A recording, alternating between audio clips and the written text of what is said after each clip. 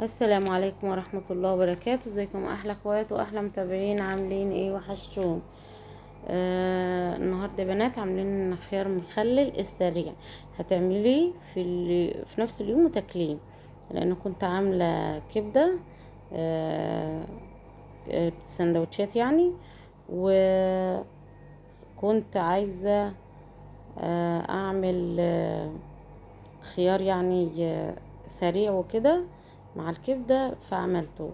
وهقولك ازاي تحتفظي بيه في التلاجة.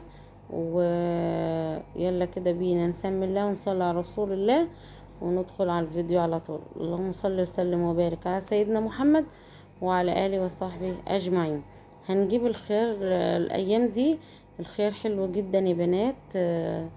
أنا كنت سايبة اتنين عشان أوريكم إن هناخد ال- الحتة اللي بتبقى في الخيار من هنا ومن هنا، يعني من قدام، وهنقطعها كده. الخيار بتاعنا هتنقي الخيارة الصغيرة الحلوة كده، عشان ما تكونش فيها مية. انا عايزة الخيارة الصغيرة اللي ماسكة نفسها، عشان حتى لو حبيتي تخليه في التلاجة او تحتفظي بيه ما يتهرش منك. هتقطعي التقطيعة اللي انت حابه. انا بقطعه كده بالورب يعني، وهقولك يعني ازاي تقطعي. عايزه تقطعيه كده مدور زي ما انا هوريكي، وبرضو ممكن تقطعي كده الخيار على نصين وتقطعيه بالمنظر ده. هنقطع كده يا بنات زي ما انتوا شايفين، يعني الحاجه اللي انت حباها هتقطعيها بيها.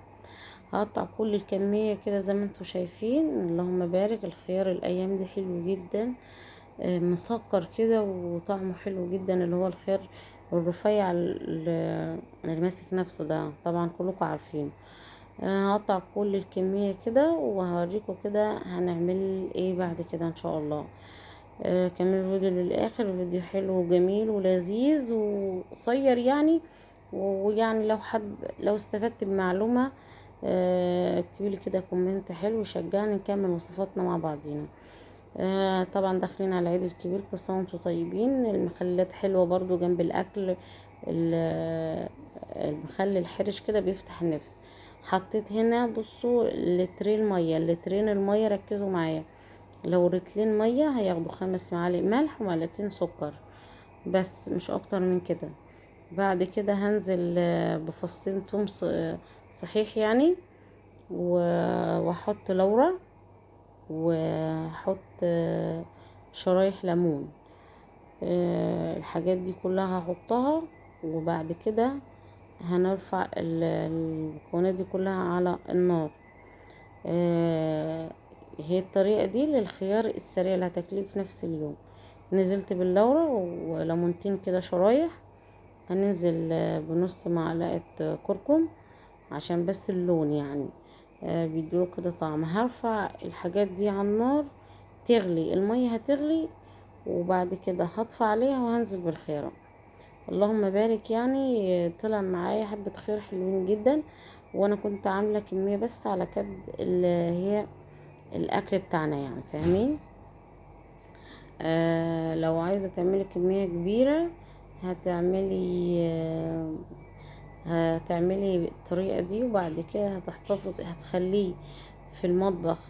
مثلا لو عاملاها بالليل هتخليه تاني يوم الصبح في المطبخ، وبعد كده هتنزل هتحطيه في البرطمانات وتشيليه في التلاجة. هنا المية غليت، رفعت كل المكونات دي يا بنات على النار. المية غليت، طفيت عليها، هنزل بالخيار. هغطيه بس لمدة ساعتين، وبعد كده هرفع على الغطا وهيكون معايا برد ما شاء الله. وبرضو لما تحبي تخزني هتستنيه لما يبرد خالص. هنا حطيت قرنين فلفل سبايسي، بيديله طعم حلو جدا، بيخليه كده حرق حبة كده، وبيكون طعمه جميل. الفلفل عامة بيخلي اي اكل حلو جدا. هنا كانت عدى الساعتين على الخيار. آه كده اللهم بارك، مقرمش جدا وطعمه خطير. وطبعا اللون يتحدث عن نفسه، والشكل طبعا والطعم حلو جدا. جربوه ان شاء الله هيعجبكم يا بنات. وكده انا لو عايزه تحتفظي بيه هيبرد تماما، تخليه يبرد تماما. تكوني معقمه البرطمانات بتاعتك وتحطيه في البرطمانات.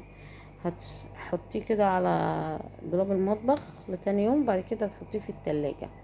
هيقعد معاكي في التلاجة، مش هيتهري وما تخافيش يعني. بس ما تحطيش خل، الخل بيهري الخيار. هنا بعد ما طلعت الكمية كده وبرد وكان شكله زي ما انتوا شايفين، حطيت معلقتين هريسة شطة هتطعمه اكتر وتديله منظر حلو. و... وزي ما انتوا شايفين الخيار بيتحدث عن نفسه. لو عجبكم الفيديو ما تنسوناش لايك وشير وكومنت حلو من حضراتكم، واللي مشتركش في القناة يشترك. كنت عاملة كده زي ما انتوا شايفين، فيديو الكبدة نزل قبل الخيار وزي ما انتوا شايفين شكل الخيار تحفة. شكرا حبايبي الحلوين، شكرا كل اللي دخل عندي، شكرا على كل حد متابعين. السلام عليكم.